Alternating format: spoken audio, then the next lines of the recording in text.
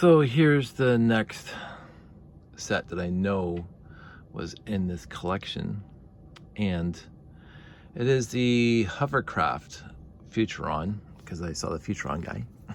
So, and I saw that guy, and I saw that guy, and I said, okay, this is kind of whatever. And then I saw these guys and that.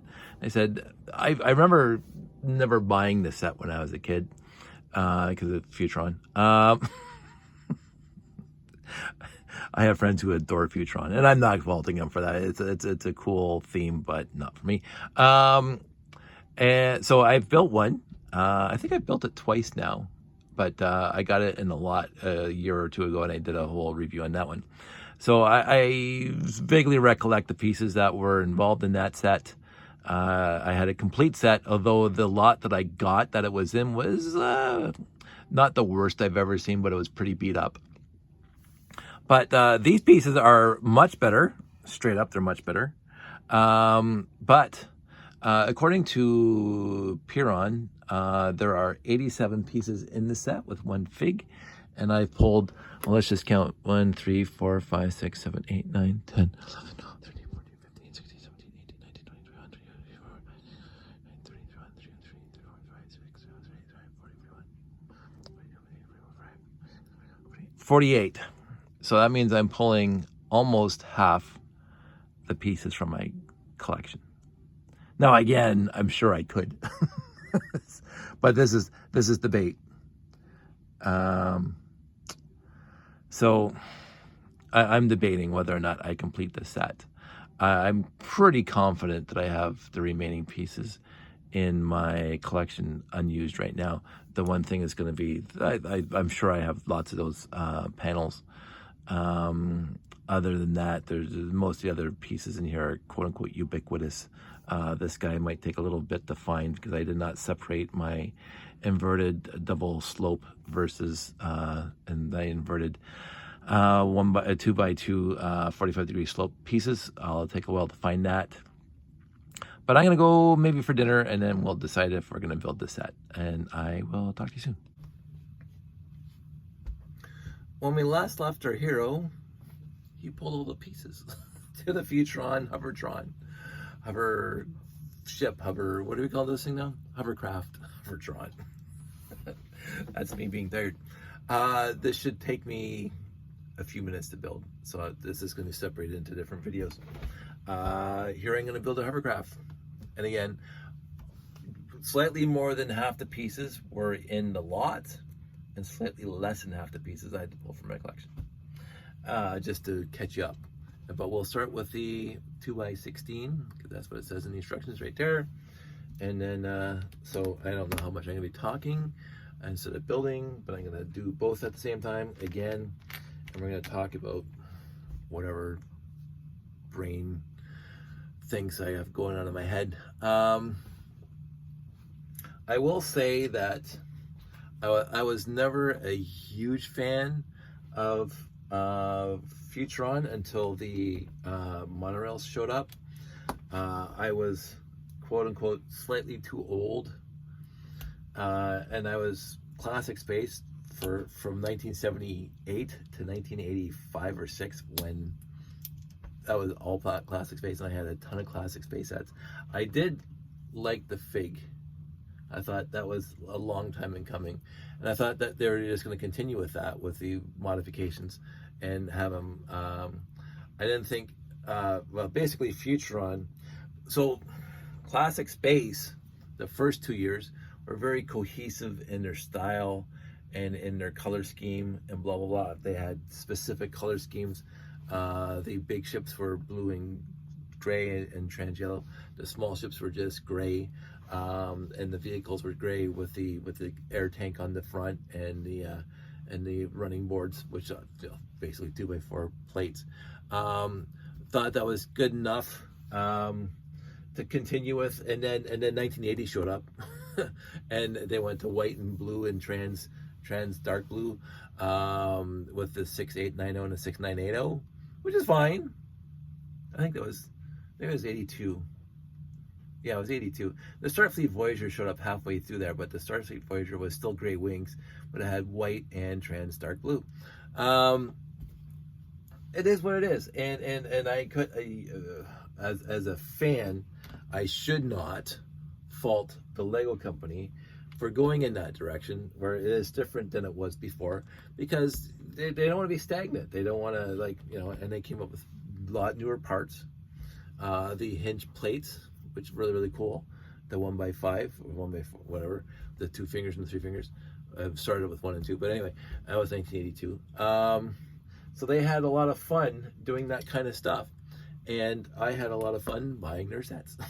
So, because I was working and in the summers and in my evenings, and I was making money and living at home, saving up for my Commodore 64 to be sure, but that took a little bit of money, and then the rest went into buying Lego, and so it worked. Oh, I can see where they had that piece, so I do not have it, so I'm going to put that there. This is where the 2x2 inverted slope is going to go in the back like that. I hope it doesn't interfere, but we'll see what happens. It's been a while since I built this thing, so I'm going to see what happens. So that's 5, and then we get down here where you got the 2x2 inverted dishes in the red. Oh, I already had 3 out. I didn't see that. That was mighty silly. I already had 3 red 1x1 trans red pieces out, and the black goes there like that, and this goes on the back like that. Very, very nice. That's 6, and then we get into this with the 1x4 Technic. So anyway, I really did like Classic Face, and I didn't want to fault them for going in, but the rest of Classic Face was kind of a hodgepodge. I mean, there's some sets that look like the other sets, but to me, over these intervening years from 1980, 1987, they just kind of made a space set that didn't work thematically with the originals or the later ones. A lot of blue vehicles, which was nice, but some not blue vehicles and kind of things. So how much do you want to fault them for that? I don't think you really can, because there were some knockout of the park sets, like the Uranium Search Vehicle 6928. Gorgeous set. It's one of my favorites, and stylistically it kind of fit. It had the same knobby tires as the 6882 and a few other sets back then, but other than that, the Gamma 5 gray, sure, all gray and black, and a little bit one piece of trans yellow with trans dark green or trans green canopies. They came out with a lot of trans green sets here and there, but there was no consistent cohesive until Futuron. So the first 3 years cohesive, then a whole bunch of intermingling, sort of, sometimes not, blah blah, and then in Futuron, boom, the whole theme was cohesively the same. I just didn't appreciate it. So that's perfectly fine. Where am I here? Page 7, 8, 9, 10, yeah. So we go here, we're on step 8. Now, this is one of the times where the Puron set is actually clear. I like that. So whoever scanned them and put them in here did a good job. And then we get these guys. And so I thank you for whoever did it. It says at the bottom, I should read this sometime. Be nice to the person who planned it. And we get the things at the bottom. The skis / rockets at the bottom. Again, my appreciation for Futuron is a little. My friend Dave loves Futuron, and I'm not going to fault him for that. But for me, stylistically, I don't know. I have that's cute, like that, and then we put this in here. Bang, bang, boom. And then we put the blue on the end, which I already had. Oh, these blue. One there, and one there. And pile. I should focus on doing this because if I talk, I miss steps, miss pieces. Now the one thing about this set that is better than the other Futuron set of similar size is that the windshield's not blocked with that white panel, which happened in the other one. And this comes up here and locks into place. Boom. Then.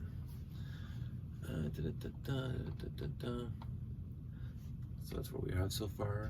I'll put it over here so you can see it. And this is a fun one. So we got these guys going. I'm gonna make both at the same time. I don't see if you can see them. And I'm gonna move all this stuff over so you can see me building at the same time. I don't know if that makes you happy. Usually when they have a two-part like this, I will build both at exactly the same time. And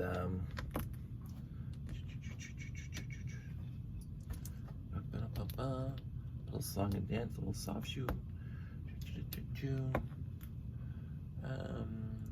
And then got that part, and then this part. I did like this for this reason, that these pieces come off. I thought that was a cool thing for them to do. And then these things go here.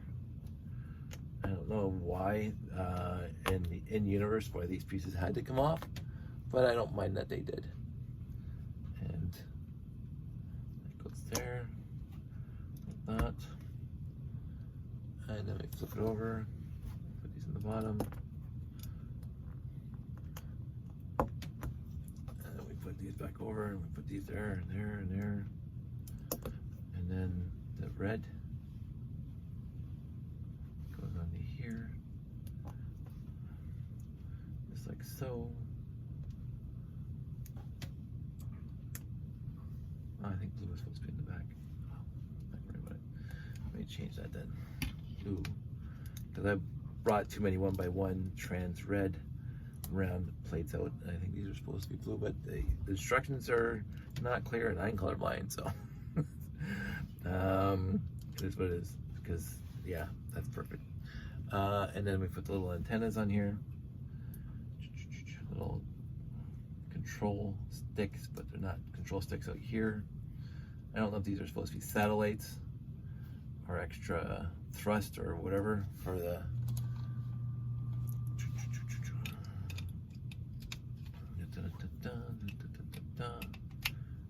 and that is all she wrote. Lift that up, that goes up, this guy goes inside. So for 40 pieces out of my collection, and then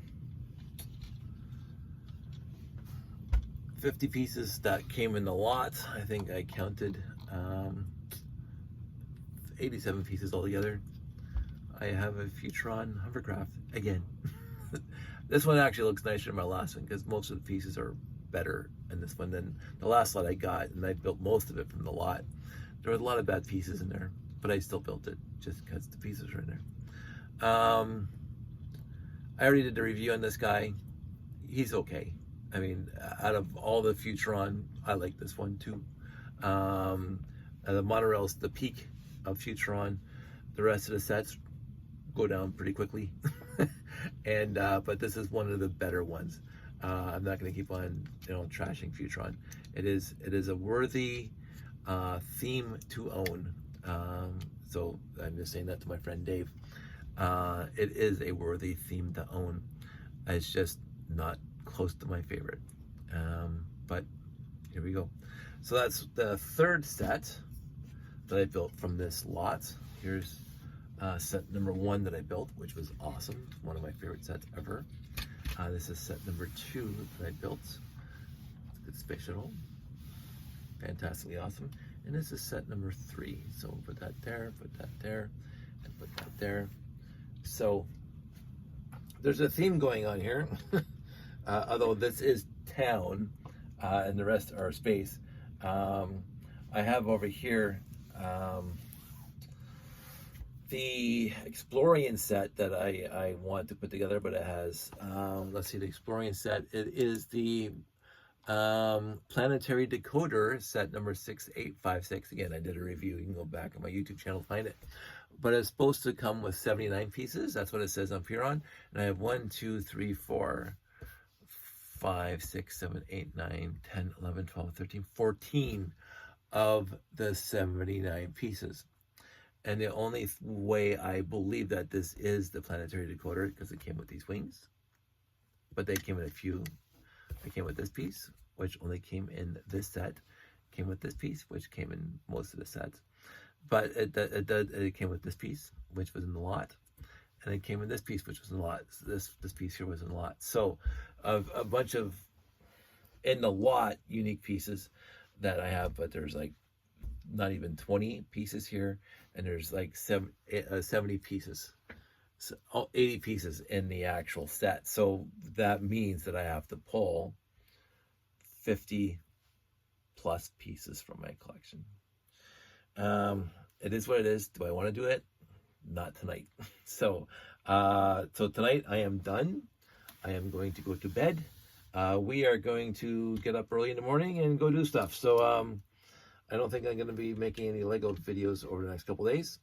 It is March break, and we're going to do some March break stuff. So that's it. That's all. I hope you guys had some interest and some fun watching me do this. I usually do this when I buy used lots. I try to build the sets I want to build from a used lot, and the rest gets sorted into the collection. And again, I also like to pontificate about how the collection was treated before I got there, before it came to me. And this one was relatively good. But the pieces that are missing, like, I want to say that over the years, I have been blessed. I keep on saying this. I've been blessed, straight up, without any hesitation, without any guile, without any faking. I've been exceedingly blessed in me finding used lots. It is on a downward slope right now, but as I said, in the past 2 weeks, it peaked again.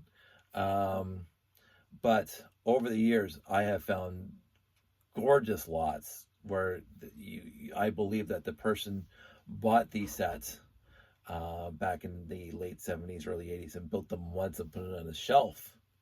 And then they sat there until they got at the thrift store or on the marketplaces, and they go pick them up because they're mint, absolute mint, not a tooth mark, not a scratch.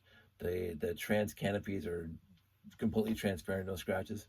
And then I found, and I try to watch for this now. I found some sets that I throw out actual Lego pieces because they are just dog chewed. They're just faded and browned and smoked and whatever, just damaged beyond belief. Marker, which permanent marker is not coming off, blah, blah. But those are rare. It's rarer to find almost mint to mint pieces versus really crappy, because most people who come, this again, I'm just pontificating here.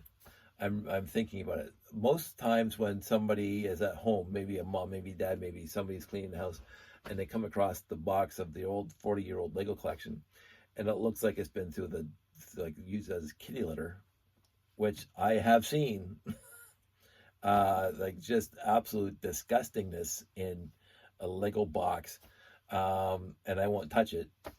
So they're not going to put it on. They're not going to put it on Marketplace. They're not going to put it on Kijiji back in the day. So that's already out. What normally happens when I come across a lot in the last 10 years on the marketplaces and the Kijijis is somebody, either themselves who had it when they were kids, or their mom after they have moved out and they're 20 or 30 or 40 something and they have their own kids, and they tell mom that, because I hear the stories, I ask, I'm curious, right?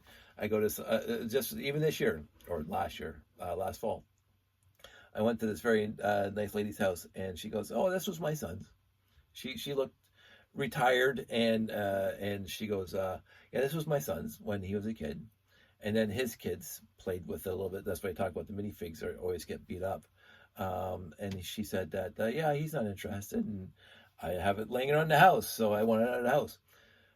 Because his kids are growing up now, they're not playing Lego anymore. So I said, "Oh, perfect." And $50 or whatever it is, and I bring it home and I still wash, no matter what it is, no matter how mint it looks, I'm going to wash, use Lego. Anyway, I get it in the house, and I realize that the pieces are perfect. The minifigs are beat up sometimes. And I appreciate that. I appreciate the story behind it. And so I've been very blessed in having lots that look very well done. And I take something like this where I had to grab whatever 15, 20 from my collection. It's a nice looking set. The pieces look great. And I mean, they look used. They're not glossy mint, but when I put the light on them, I can see some usage, which is going to happen.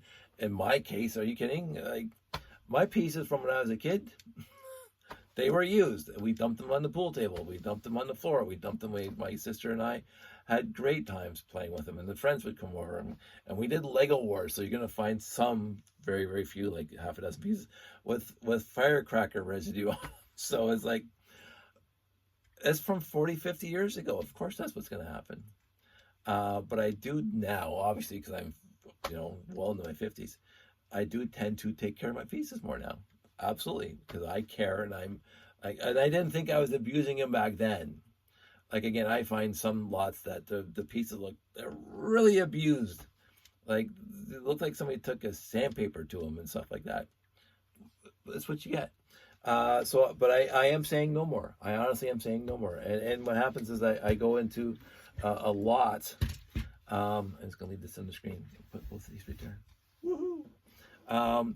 I get a lot, or I see a lot online, and this looks good, 40 bucks. I'll drive over and I'll look at it. When I get there and I'm looking through it and I'm going, yes, there are pieces in here that I desire, but they are scratched up. And I don't want to go through the effort to wash and sort scratchy pieces where a lot of basic bricks are just going to end up with a tote over there and the overflow and thrown into the garage, and Jeff, you'll pick them up someday. And I don't want to use them. I don't want to use them. I never cared about before, and I'm starting to care about now. I never cared about before how dull a piece looked. Because when you buy Lego out of a box, it's glossy. Even back in the 70s, Lego, excuse me, swallowed wrong. Lego was glossy out of the box. Even the CA bricks, not as glossy as the new bricks, but they were glossy. You shone. They had a nice sheen to them back in the day. But then in my house, they're on the concrete floor in the basement, right? And so when you're scooping them up, the faces of the bricks are going to be scraped across the concrete floor or scraped into each other in a cardboard box. They're going to get scratched. That's what's going to happen. I didn't take them out to the sandbox. The Lego did not leave the house. The Fisher Price ended up in the sandbox, the airport, and the house, whatever. And Fisher Price doesn't last long when it hits outside, but after playing with them years inside, they end up in the sandbox. But the Lego never went outside to the sandbox or into the backyard. Excuse me. So I like to keep my and I tried again. I do remember pieces that I broke over the years, but I tried to be as kind and considerate to my passion, my joy. I wasn't the kid next door in Toy Story when it comes to my Lego. Again, proviso, yes, I did put firecrackers inside some of my Lego builds, but I was making a movie. So I didn't do it without making the movie. So yes, I do have some damage, but for me, a just cause. But anyway, so this brings it back. That did go wrong. That did go down wrong. That brings it back to this lot. That I have 3 sets. One that I always wanted and I just never got. One that I love, which I have a few of now, and one that's better than the one I built before because the pieces are better. And I actually put effort here in my collection when I found the missing pieces to make sure that they were nice looking instead of just like they're all beat up like the original one was. So to each his or her own on this hobby. This is what I like doing right now. And I'm going to continue doing this. And I don't know if I'm going to put 50 pieces of my collection into the next ship that I want to build. that came in this lot, because that's a lot of pieces. That's well over 50%. Well, it's 5/7, right? Or 5/8. So that's like, that's crazy number of pieces that I have to source for, or those 2/8 or 2/7. My math is wrong. There's 20 pieces there, and there's 80 pieces. So that's 20%. So that means I'm pulling out 80% of the parts from my collection, or 25%. Yeah, my math is bad this time of night.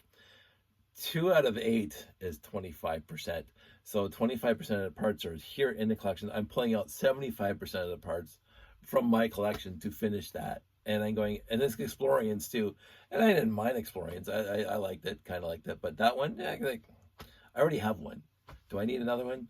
I will make that determination later, because again, I'm going to be busy for the next couple of days. And so I will ruminate on it when I'm not here, and I'll let you know when I get back. So anyway, this has already gone on too long, 23 minutes. This is going to be in and of itself a video that I'm going to upload. I'm going to upload the first one to be released Monday or Sunday morning. The next one Monday morning. But I won't be anywhere near a computer. So, wow, this is making me look pudgy. There we go. Anywho, I had fun. I hope you had fun coming along with me. I have far too many stories, and they're tangentially related with the tangents and stuff. And I do find that I tend to go on, and I want to do that slightly less now. So in the end, everybody out there, stay safe, take care. I'll see you on the flip side, and yeah, I will talk to you soon.